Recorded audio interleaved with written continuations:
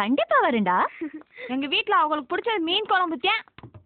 மீன் குழம்பு வைக்கிறப்ப மசாலாவை கையில தான் அரைச்சி வைக்கணும். கடையில வாங்குற பவுடர்லாம் போடக்கூடாதுத்தா. என்னதான் காரத்துக்கு வத்தலம் போட்டாலும் கொதிக்கிறப்ப 10 பச்சை மிளகாய் கிள்ளி போட்டாதான் நல்லா இருக்கும். என்ன நாளைக்கே மீன் வாங்கிட்டு வர சொல்றேன். முக்கியமான விஷயம்.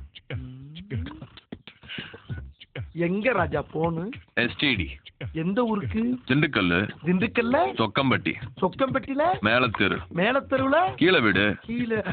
ஏப்பா நீ சொன்ன அட்ரஸ் பூரா இந்த வீடு தானயா? யாரு இல்லன்னா? அப்ப யாருக்கு போன் பண்ண? இந்த பொண்ணுக்கு தான்.